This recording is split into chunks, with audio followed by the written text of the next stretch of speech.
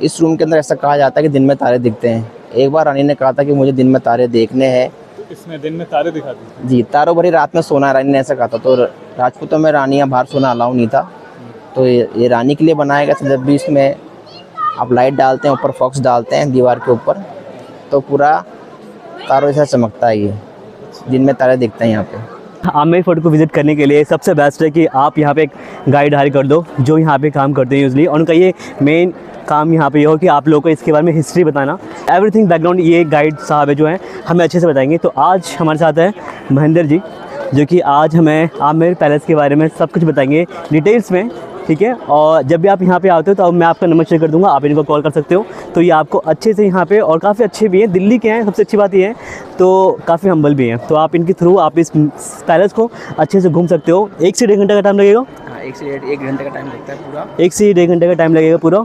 और चलो स्टार्ट करते हैं। नमस्कार, मेरा नाम महेंद्र है। आपका स्वागत करता हूँ पिंक सिटी जयपुर में, और मैं यहाँ पे लोकल गाइड हूँ। और हम आज डिस्कस करेंगे पूरे आमेर पैलेस के बारे में, किसने बनाया था, कैसे बनाया था, और क्या इसकी हिस्ट्री रही थी। तो शुरू करते हैं यहाँ से। ये जो आप एरिया देख रहे हैं, ये पूरा कोर्टयार्ड जो देख रहे हैं, इस कोर्टयार्ड का नाम है जलेब चौक। जलेब चौक का मतलब होता है लोगों को इकट्ठा करना, लोगों को असेंबल करना।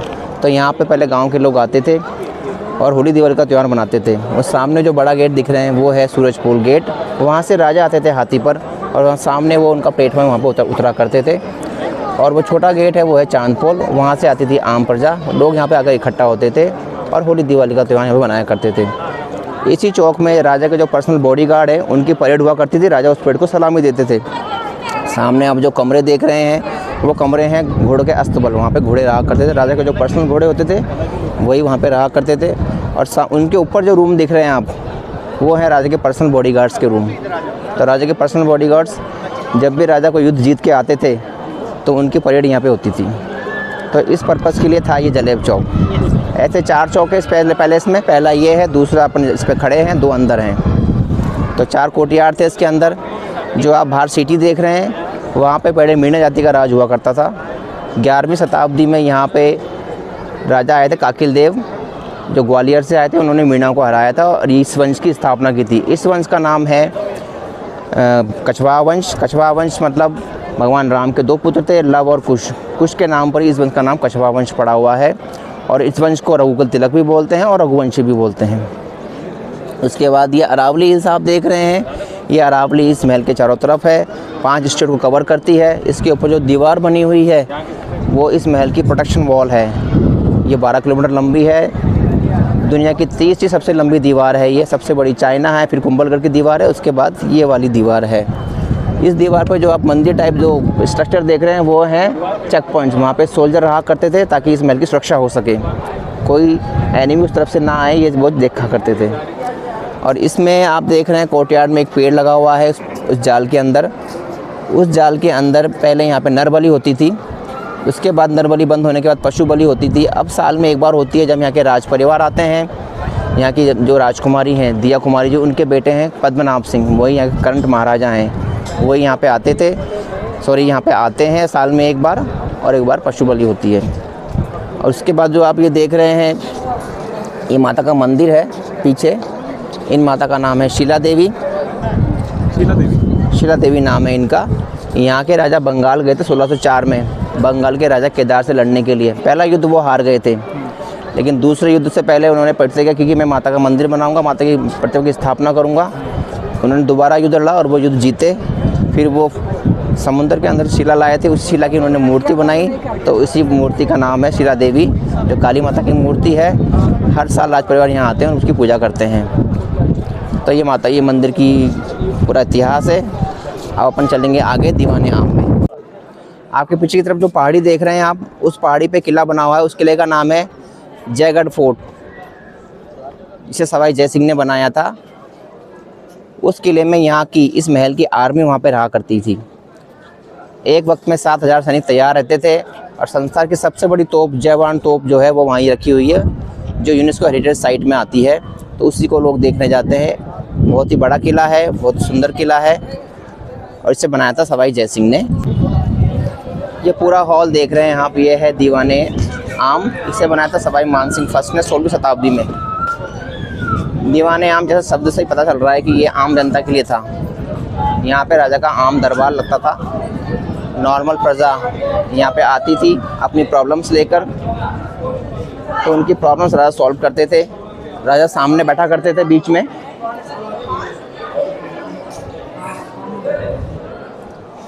राजा सामने बैठा करते थे बीच में मंत्री और चारों तरफ प्रजा बैठती थी। तो राजा वन बाय वन सबकी प्रॉब्लम सुना करते थे और उनका डिसीजन दिया करते थे। जिसकी जैसी प्रॉब्लम होती थी उसे वैसा ही उसका फैसला करते थे। तो ये है दीवाने आम जनता के लिए। ये आप खंबे देख रहे हैं वाइट मार्बल के, ये 16 खंबे हैं इस महल में। ये प्योर वाइट मार्बल के बने हुए हैं। राजस्थान में एक जगह है मकराना, वहाँ पे इसकी माइंस है, वहीं से ये मार्बल आया हुआ है। इस मार्बल के ऊपर बहुत सी डिज़ाइनें बनी हुई हैं, बहुत सा आर्किटेक्ट बना हुआ है।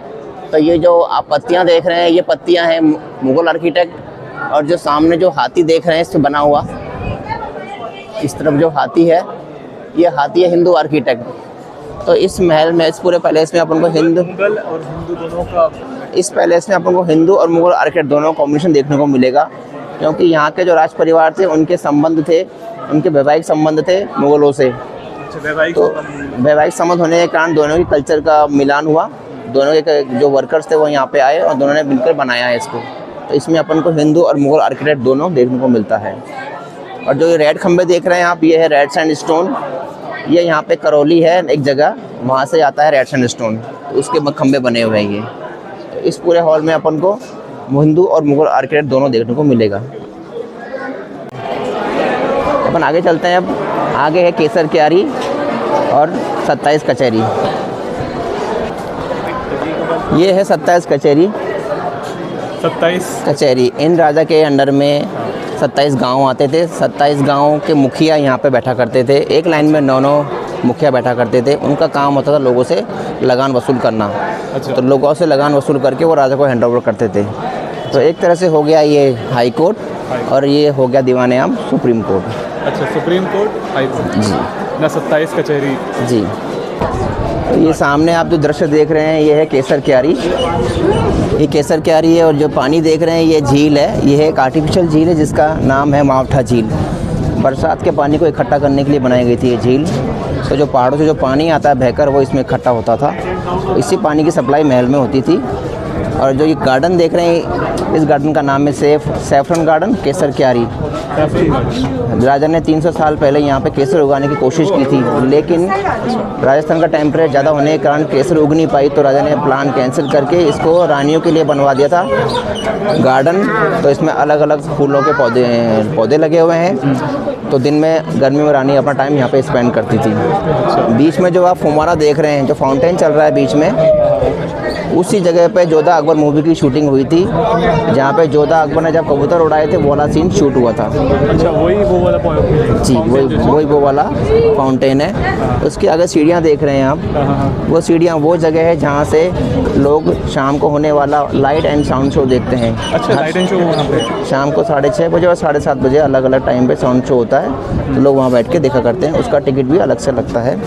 ये जो रास्ता देख रहे हैं आप सामने, मेरे सामने, यहाँ से राजा हाथी पे आते थे और अंदर एंटर करते थे सूरजपोल गेट से, इस रास्ते से। और ये जो रास्ता इस तरफ जा रहा है मेरे राइट हैंड में, ये जा रहा है जयगढ़ के अंदर पैदल जाने वालों के लिए।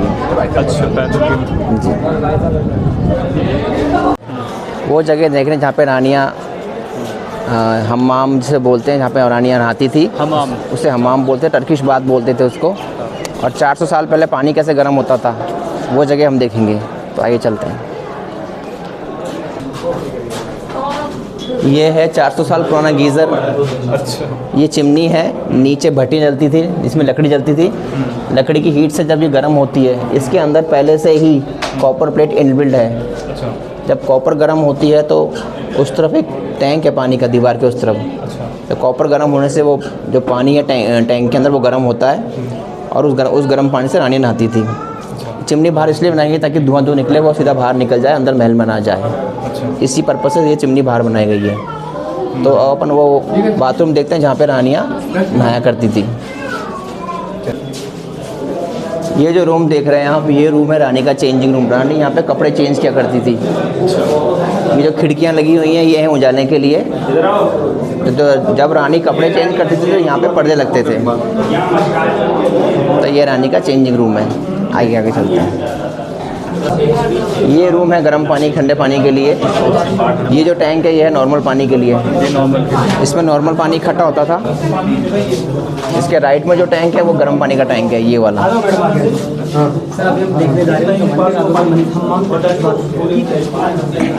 ये गर्म पानी का टैंक है। इसमें पानी गर्म पानी इसमें इकट्ठा होता था, फिर गर्म पानी इसमें से इस छेद में से बाहर आता था और नॉर्मल पानी इस छेद में से बाहर आता था। यहाँ पे इस पूरे हॉल में पानी इकट्ठा होता था, उसकी स्टीम निकलती थी। फिर रानी यहाँ कुर्सी लगा के बैठकर स्टीम बाहर लेती थी और बाहर का नज़ारा देखती थी।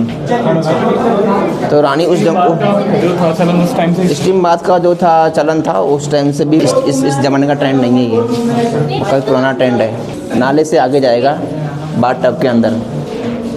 ये देख रहे हैं ये है रानी का नहाने का बाथ टब। रानी इसमें नहाया करती थी। वो सामने जी बिल्कुल ये बाथ टब है। वो सामने जो आप नाला देख रहे हैं वहाँ से गर्म पानी आता था। ये बीच वाला जो पाइप है यहाँ से बबल्स वाला पानी आता था।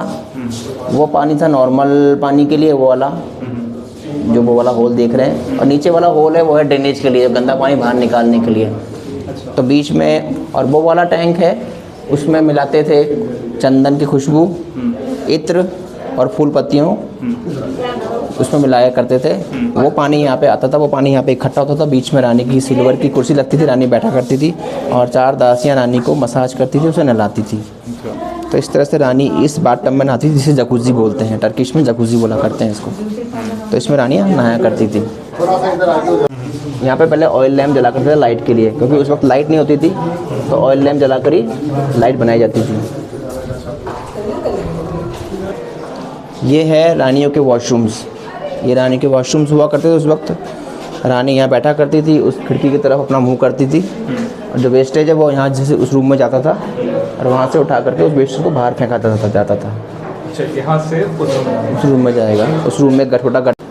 तो ऐसे पूरा 90 वॉशरूम है इस पूरे महल में। दासियों के लिए, रानियों के लिए और राजा के लिए।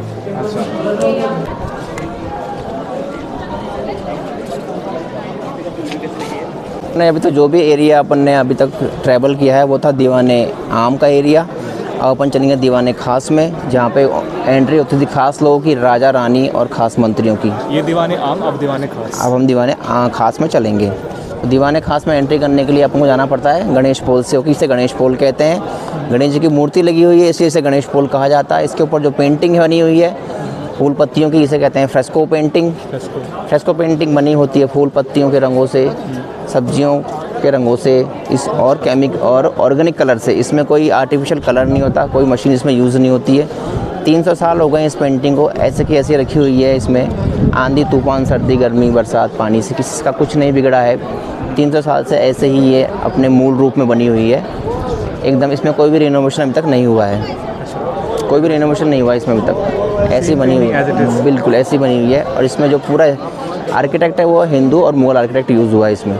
और जो ऊपर आप रोशनदान देख रहे हैं जहाँ से कुछ लोग दिख रहे होंगे आपको, वो रोशनदान रानी यूज़ करती थी। जब कोई राजा अपनी युद्ध जीत के आते थे तो रानी वहाँ से फूल डाल के राजा का स्वागत करती थी। तो वो रोशनदान को कहते हैं सुहाग मंदिर। सुहागन रानी वहाँ पे अलाउ होती थी। पेंटिंग देख रहे हैं आप एंट्री गेट पे, ये मीनाकारी पेंटिंग है। ये बनी है 24 कैरेट गोल्ड से और जेम स्टोन से। ब्लू वाला है ब्लू सफ़ायर और ब्राउन वाला है 24 कैरेट गोल्ड। ब्राउन वाला? हाँ, ब्राउन वाला जो दिख रहा है, जो शाइन कर रहा है वो है 24 कैरेट गोल्ड। इस रूम के मिडल में अगर आप देखोगे तो ये शाइन करेगा। यहाँ पे खड़े हो आप देखो तो ये शाइन करेगा। अब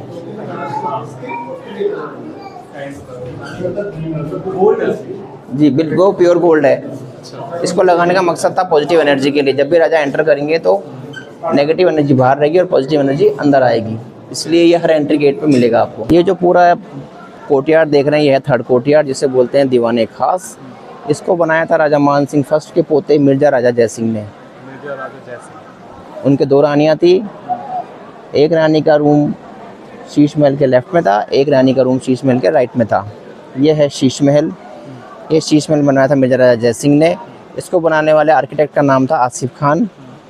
इस शीश महल के अंदर जो काम हुआ है वो पूरा कांच का काम है। बेल्जियम से राजा ने कांच मंगाए थे और जो कांच मंगाए थे वो कांच सारे हाथ से लगे हुए हैं।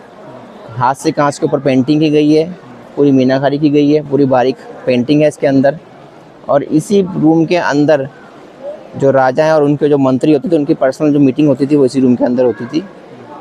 और इस रूम के अंदर ऐसा कहा जाता है कि दिन में तारे दिखते हैं। एक बार रानी ने कहा था कि मुझे दिन में तारे देखने हैं। इसमें दिन में तारे दिखाते हैं जी, तारों भरी रात में सोना, रानी ने ऐसा कहा था। तो राजपूतों में रानियाँ बाहर सोना अलाउ नहीं था, तो ये रानी के लिए बनाया गया था। जब भी इसमें आप लाइट डालते हैं, ऊपर फॉक्स डालते हैं दीवार के ऊपर, तो पूरा तारों जैसा चमकता है। ये दिन में तारे दिखते हैं यहाँ पे। ये जो आप देख रहे हैं रूम, ये हॉल आप देख रहे हैं, यही है दीवाने खास का हॉल, जहाँ पे राजा और फिर खास मंत्री की पर्सनल जो मीटिंग है वो यहीं होती थी। सारे जो राज थे वो यहाँ पे डिस्कस होते थे, बिल्कुल पर्सनल था। यहाँ पे किसी भी सैनिक था, कोई और दरबार की यहाँ पे एंट्री नहीं होती थी, खाली राजा और फिर खास मंत्री, उनकी एंट्री यहाँ हुआ करती थी। इसके ऊपर पूरा कांच लगा हुआ है, कांच में पूरी हाथ से पेंटिंग की गई है। अभी इसमें अंदर जाना अलाउ नहीं है, पहले इसमें अंदर लोग जाया करते थे, अभी इसमें अलाउ नहीं है। और ये ऊपर आप देख रहे हैं, ये पूरा कांच लगा हुआ है, इसी के अंदर दिन में तारे दिखते हैं। तो मैं आपको दिखाऊँ तारे कैसे दिखते हैं। देखिए, आप दिख रहे हैं तारे आपको, जब फॉक्स डालते हैं तारे दिखते हैं, चमकते हैं। ऐसे नीचे करिए, फिर दिखाइए, इधर से करिए, दिख रहे हैं। जाया करते थे पहले यहाँ पे चारों तरफ पर्दे लगते थे और मोमबत्ती जलती थी, तो दिन में भी इसी तरह तारे चमकते थे। रात में तो अलग ही मेन पर्पस था रानी को खुश करना। रानी को जो उसने मांगा था कि डिमांड थी कि मैं मुझे तारे देखने, तो वो राजा ने कंप्लीट करी थी। बाकी इसका पर्पस था पर्सनल मीटिंग का, और राजा के जो पर्सनल जो प्लानिंग करनी है वो इसमें हुआ करती थी। और ऊपर चल रहे हैं इस महल की छत पे, जहाँ पे सुहाग मंदिर है, जो मैंने बताया था पहले आपको। तो अपन सुहाग मंदिर देखेंगे और ऊपर जस मंदिर है वो भी अपन देखेंगे। सुहाग मंदिर, जस मंदिर जी। रैम्बॉक देख रहे हैं, ये रैम्बॉक में दासियाँ रानी को पालकी में बिठा के घुमाया करती थी। इस रैम्बॉक से दासी रानी को पालकी में घुमाया करती थी इस रैम्बॉक। जब भी कोई त्यौहार होगा, मैंने दासियाँ रानी को ले जाती थी रैम्बॉक करके। ये है सुहाग मंदिर, वहाँ पे लिखा हुआ भी है सुहाग मंदिर। यहीं से रानियाँ राजा के ऊपर, जब राजा जीत के आते थे तो झांसी रानी फूल डाल के उसका स्वागत करती थी। तो ये है सुहाग मंदिर। जालियाँ देख रहे हो आप मेरे लेफ्ट साइड में, इन जालियों से रानी बाहर देखा करती थी कि बाहर दीवाने आम में क्या कार्रवाई हो रही है। तो रानी बाहर का पूरा दृश्य देखती थी, लेकिन बाहर से रानी को कोई भी नहीं देख पाता था, क्योंकि इस तरह से ये जालियाँ बनाई गई थी कि रानी को बाहर से कोई ना देख पाए। रानी सब कुछ देख रहा अंदर से। तो यहाँ पे पहले पर्दे लगते थे, इस रूम में अंधेरा होता था, तो रानी को कोई नहीं देख पाएगा, लेकिन रानी सबको देख पाती थी। तो इसका पर्पज़ यही था, रानी के लिए बाहर देखना और फूल डालने का। ये इन राजा की दो रानियाँ थी, तो ये एक रानी का रूम है, दूसरी रानी का रूम है। इस गार्डन को बोलते हैं मुगल गार्डन। ये राजा ने रानियों के लिए बनाया था। रानियाँ गर्मी में अपना टाइम यहाँ पे स्पेंड करती थी, क्योंकि रानी दिन भर घूंघट करती थी। तो घूंघट करने से उनको थोड़ा कंफर्ट दिलाने के लिए राजा ने कहा कि आप लोग यहाँ बैठो और बाहर के मौसम का आनंद लो। तो राजा ने रानी के लिए बनवाया था ये गार्डन। इसको चार बाग भी बोला करते हैं। काफी सोचते थे राजा अपनी रानी के लिए। अपनी रानी को राजा बहुत प्यार किया करते थे। और रानी कितनी रानियाँ थी? जो मिर्जा राजा जयसिंह थे उनकी 2 थी, और राजा मान सिंह फर्स्ट की थी 12 रानियाँ। 12 रानी। उनका अलग महल है पीछे, अपन वहाँ भी चलेंगे। ये जो आप पीछे ओल्ड सिटी देख रहे हैं, इसे कहते हैं ओल्ड सिटी। यहाँ पे जो येलो और वाइट मकान है, ये मकान उन लोगों के हैं जो लोग पहले आर्टिस्ट थे, हैंडमेड हैंडीक्राफ्ट बनाया करते थे, ब्लॉक पेंटिंग की साड़ियाँ बनाया करते थे, और फिलहाल अभी बनाते हैं। तो हाथ से बनाओ काम करते थे, उसी पे उनकी जीवन यापन होता था, उसी पे उनकी इकोनॉमी चलती थी। तो वो लोग, उनके वंशज यहाँ पे रहा करते हैं अभी भी, और वो लोग हैंडमेड सारा सामान बनाते हैं। जो भी हैंडीक्राफ्ट्स है, ब्लॉक पेंटिंग की साड़ियाँ हैं, जयपुरी रज़ाइयाँ हैं, और जो चूड़ी वगैरह हैं, जब मिस्त्रियों का काम करते हैं, वो लोग सभी लोग यहाँ अभी रहते हैं प्रेजेंट। और जो आप पिंक वाला बिल्डिंग देख रहे हैं, आप पिंक वाला जो स्ट्रक्चर देख रहे हैं बीच में, वो है जोधाबाई का महल। जोधाबाई का जन्म वहाँ पे हुआ था। इतना छोटा सा महल है। हाँ पहले छोटा ही था, फिर जब ये महल बनने के बाद में राजा लोग यहाँ पे शिफ्ट हो गए थे इस महल। तो जोधा माई का महल है। और जो पीछे जो आप ये कंस्ट्रक्शन देख रहे हैं, ये है यहाँ के जो केयर टेकर्स थे ना, दास दासियाँ, उनके मकान है पीछे वाले ये सारे। केयर टेकर्स का। जी ये केयर टेकर्स का। इतना दिल्ली में वाली अच्छे मकान है। पहले काफ़ी बड़े हुआ करते थे महल, केयर टेकर्स के मकान काफ़ी बड़े हुआ करते थे। और ये जो पीछे का जो एरिया है, ये पूरी प्रोटेक्शन वॉल है ये अपना यूनेस्को वर्ल्ड हेरिटेज है ना। ये आमेर पैलेस और जयगढ़ पैलेस दोनों यूनेस्को हेरिटेज साइट है। यूनेस्को में। नाहरगढ़ भी यूनेस्को में है। नाहरगढ़ नहीं है, ये है जयगढ़ और